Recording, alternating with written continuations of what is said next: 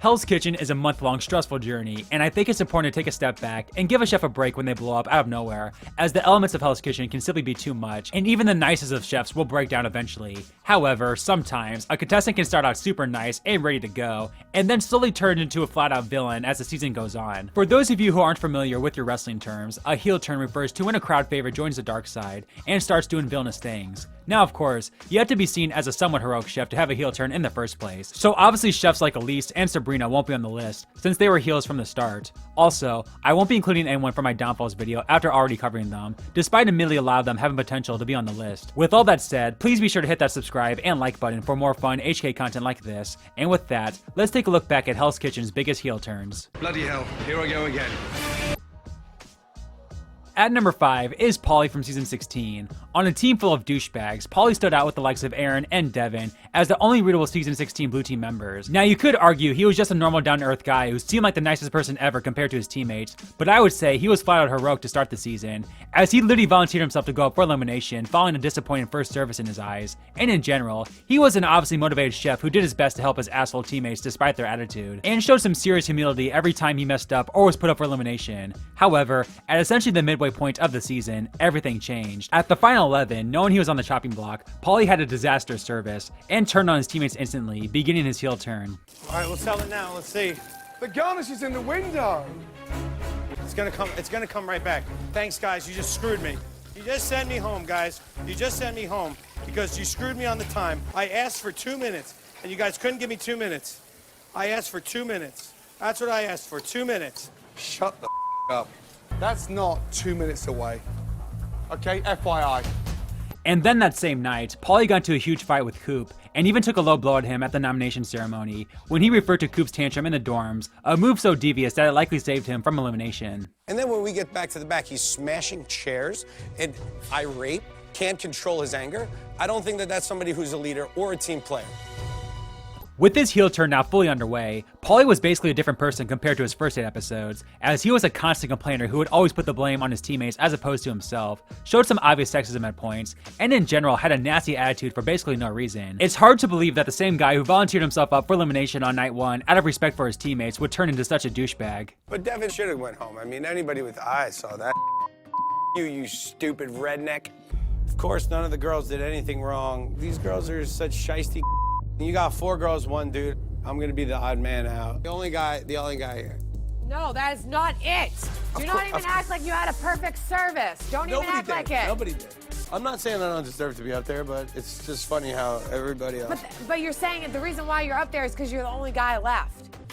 Paulie, focus. Okay, do you understand what I'm saying? Okay. If she wins 250K. If I help her win, what do I get? Zip 0. I don't give a I don't give a Hey, Ryan. I don't give a about you. The next biggest heel turn comes from the most recent season, with that being Tara. On paper, Tara would appear to be the lovable mom archetype, sort of in line with Mindy from that same season. And here's the thing, not only was she in fact very genuine and acted like a mom figure for the younger chefs after the swap, but she had an underdog story to go along with that. Season 21 was the battle of the ages, with the 40-somethings getting absolutely demolished by the 20-somethings in the first 2 services, to the point where Ramsey literally got rid of the theme right afterwards due to it being so lopsided. But even after the swap, the 40-somethings continued to get decimated, and at the final 11, only one 20-something had been eliminated as opposed to the 6 40-somethings, making it an A3 numbers disadvantage for a 40-something winner. But instead of this being the point in the competition where Tara really began to shine as an underdog, this is where her heel turn would begin. You could even say it started an episode prior, as Tara did feel like an outcast along with Mindy on the women's team, and felt like it was BS that Mindy was being considered for elimination. And after Mindy's elimination, she was essentially done with her team, as she felt like they were all against her for being the oldest one. And for basically the rest of the season, she became a whiny brat as opposed to the mom figure she was at the start of the season. And in general, with her archetype usually being so heroic, this made her heel turn even more shocking. And I think it's safe to say she's the first and only villainous mom archetype in Hell's Kitchen. I knew my whole team didn't support me. This is why I don't like to work with females, because they're catty bitches. All right, so you think I'm the weakest in the team? Yes. They've been gunning for me for a long time. So I've been waiting for you to tell me this, Cheyenne. You've been gunning for me since day 1 on this team. Because you're weak. I'm not a weak chef, Cheyenne. Alex, seriously, this is for you. Go yourself. That's how I feel. I have nobody here now. Like, the only person I could talk to was Mindy and you. It's like, honestly, they're all gunning for me. Like, they don't even talk to me anymore. Like, I'm done. I'm sorry. I know it sucks. I feel like you guys are all against me. She feels like we're against her. Tara? Yeah, our team. Why? Y'all didn't vote Why? for her. No, not because of that, just like in general. Okay, I'm gonna go talk to her. Are you okay? Go yourself. You want to hear my voice? You're going to get my voice. And you're also going to get the wrath of me. No more Mr. Nice Guy. Here comes Tara.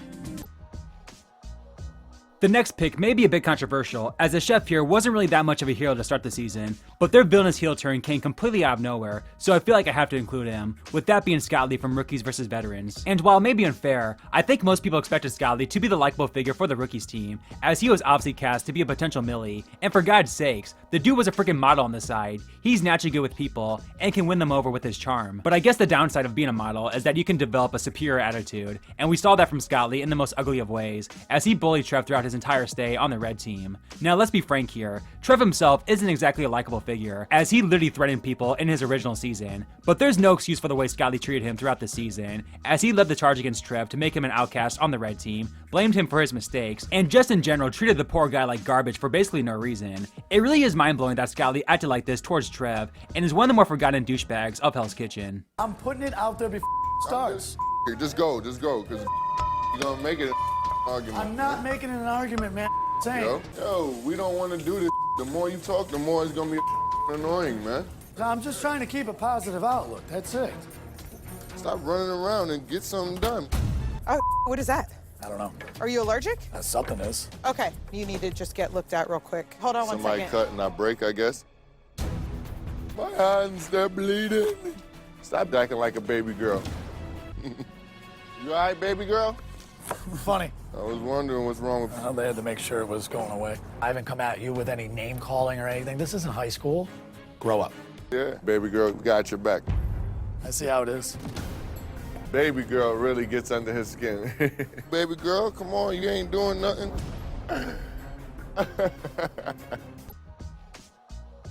At number 2 is Joy, who had a gradual heel turn during her season 12 run. In the premiere, she immediately seemed like she would be the fan favorite of the season, as she completely broke down on the fish station after dealing with Sandra's harassment and Nicole's lackluster attitude, with those two appearing off the bat to be the main villains of the red team that season. She even made it clear that despite everything, she was never going to give up fighting, and this proved to be the case at first, as after a tough premiere, Joy instantly became a standout on the red team, dominating the challenges and dinner services, and went from a potential first boot to frontrunner in a span of 3 episodes. Joy, come here, you.